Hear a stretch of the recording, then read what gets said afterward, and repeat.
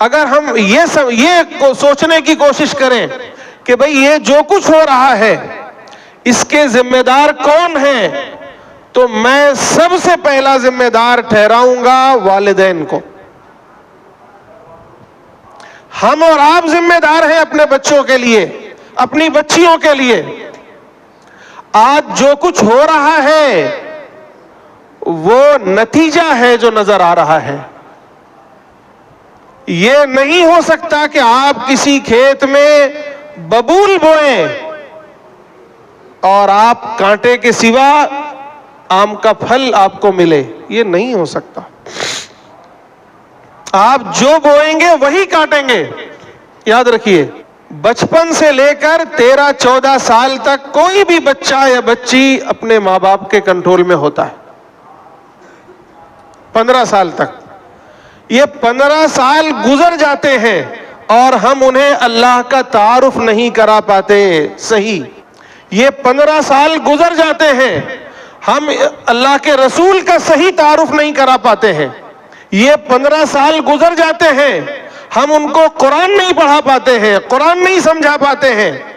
یہ 15 سال گزر جاتے ہیں، ہم انہیں دین اسلام کیا ہے، دین اسلام کی تعلیمات کیا ہے، حرام کیا ہے، حلال کیا ہے، جائز کیا ہے، ناجائز کیا ہے، نہیں سمجھا پاتے۔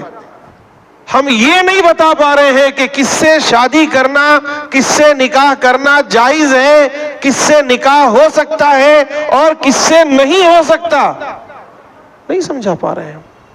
جب نہیں سمجھا پا رہے ہیں تو پھر 15 سال کے بعد جب وہ بالغ ہوتے ہیں، اپنے پیروں پر کھڑے ہوتے ہیں، والدین کے برابر ہو جاتے ہیں، تو پھر کیا ہوتا ہے؟ پھر وہ والدین کے سامنے کھڑے ہو جاتے ہیں، ڈٹ جاتے ہیں کہ مجھے تو یہی کرنا ہے، آپ جو چاہیں کہیں۔ اس لیے میرے بھائیوں، یاد رکھیے، اس کے سب سے پہلے ذمہ دار والدین ہیں، میں اور آپ ہیں اپنے بچوں کے لیے۔ یہ اللہ تعالیٰ کی امانتیں ہیں جو ہمیں ملتی ہیں۔ میں نے ایک حدیث شروع میں پڑھی، اللہ کے نبی صلی اللہ علیہ وسلم فرماتے ہیں، کل مولود یولد علی الفطرہ فَأَبَوَاهُ يُحَوِّدَانِهِ أَوْ يُنَصِّرَانِهِ أَوْ يُمَجِّسَانِهِ، کہ ہر بچہ خواہ وہ مسلم ہو یا نان مسلم ہو، کسی بھی گھرانے میں وہ پیدا ہو، تو وہ دین اسلام کی فطرت پر پیدا ہوتا ہے، وہ دین پر ہی پیدا ہوتا ہے، فطرت اسلام پر ہی پیدا ہوتا ہے۔ پھر اس کے ابا یا اس کے والدین کیا کرتے ہیں؟ اسے یا تو یہودی بنا دیتے ہیں یا نصرانی بنا دیتے ہیں یا مجوسی بنا دیتے ہیں۔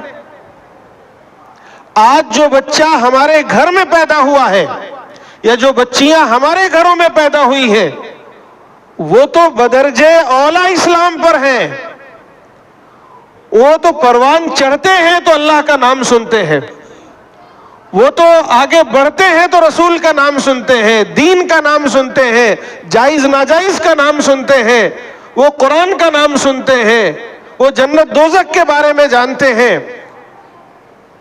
اگر ہم ذرا سی محنت کر لیں تو یہی بچے آگے چل کر اسلام کے داعی بنیں گے، دین کے داعی بنیں گے۔ یہ ہو نہیں سکتا کہ ہم ان بچوں پر محنت کریں، انہیں صحیح تعلیم دیں، صحیح اخلاق سکھائیں، صحیح آداب سکھائیں اور پھر یہ آگے جا کر مرتد ہو جائیں، یہ نہیں ہو سکتا۔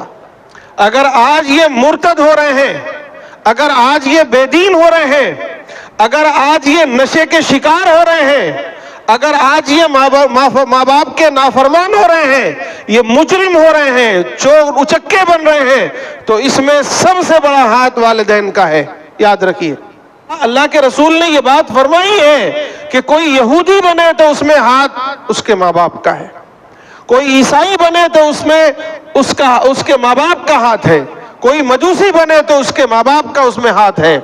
اگر آج ہمارے بچے مرتد ہو رہے ہیں تو اس میں سب سے بڑا ہاتھ ماں باپ کا ہے، والدین کا ہے۔